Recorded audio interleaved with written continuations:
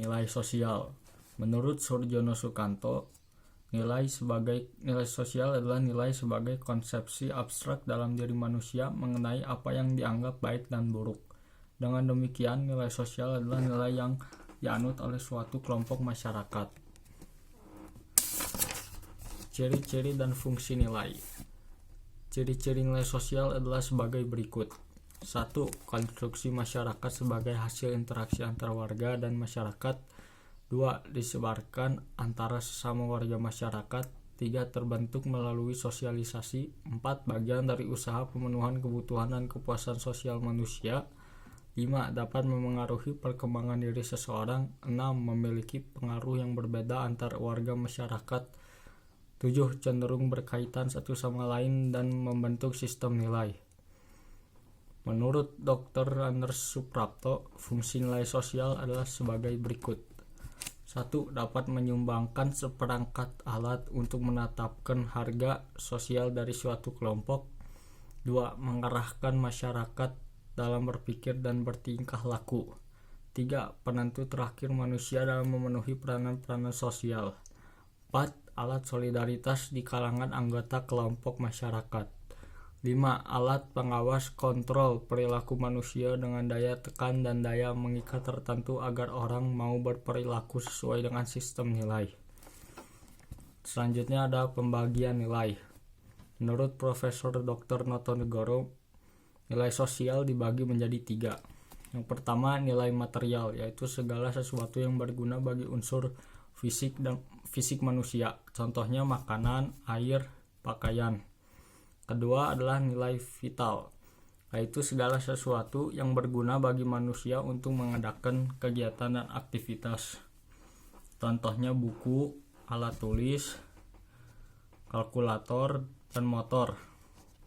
Selanjutnya ada nilai kerohanian, yaitu segala sesuatu yang berguna bagi batin manusia.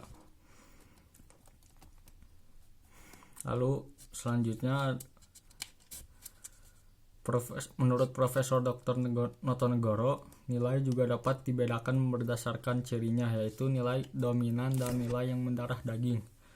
Nilai dominan adalah nilai yang dianggap lebih penting dibandingkan nilai lainnya. Ukuran dominan atau tidaknya suatu nilai didasarkan pada hal-hal berikut, yaitu yang pertama, banyaknya penganut nilai tersebut. Yang kedua, lamanya nilai tersebut dianut atau digunakan. Yang ketiga, tinggi rendahnya usaha pemberlakuan nilai tersebut. Yang keempat, prestis atau kebanggaan penganut nilai tersebut di masyarakat. Terus yang kedua, nilai yang mendarah daging adalah nilai yang telah menjadi kepribadian dan kebiasaan sehingga seseorang menjalankannya tanpa melalui berpikir dahulu atau pertimbangan lagi, melainkan secara tidak sadar. Lalu ada norma sosial. Norma adalah aturan atau ketentuan yang mengikat warga kelompok dalam masyarakat. Norma dipakai sebagai panduan, tatanan, dan pengendali tingkah laku yang sesuai dengan harapan masyarakat. Kaidah atau norma yang ada dalam masyarakat adalah aplikasi atau perwujudan dari nilai-nilai yang dianut oleh masyarakat.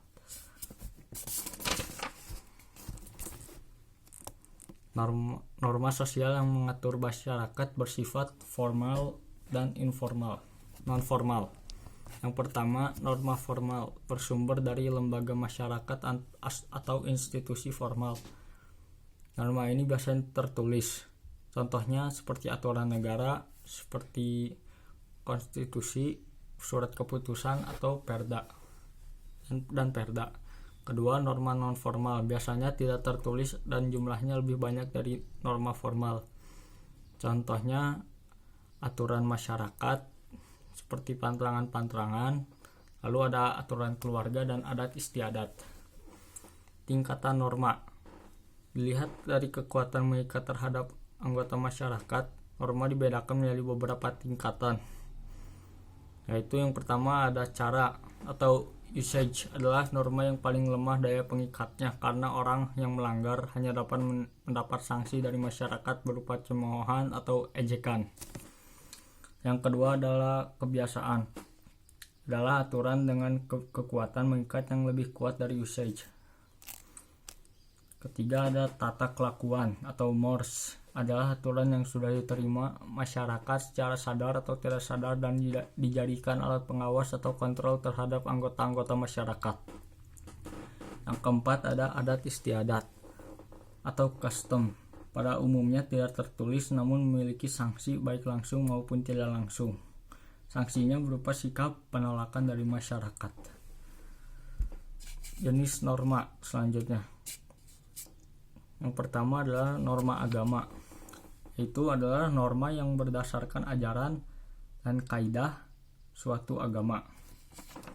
Yang kedua, norma kesusilaan, yaitu norma yang didasarkan pada hati nurani atau akhlak manusia.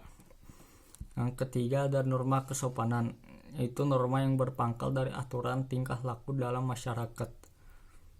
Yang keempat, norma kebiasaan, yaitu hasil dari kelakuan perbuatan yang sama secara berulang-ulang sehingga menjadi kebiasaan. Yang kelima ada norma hukum, yaitu himpunan atau petunjuk, perintah, dan larangan yang mengatur tata tertib dalam suatu masyarakat. Sanksi pada norma hukum bersifat mengikat dan memaksa.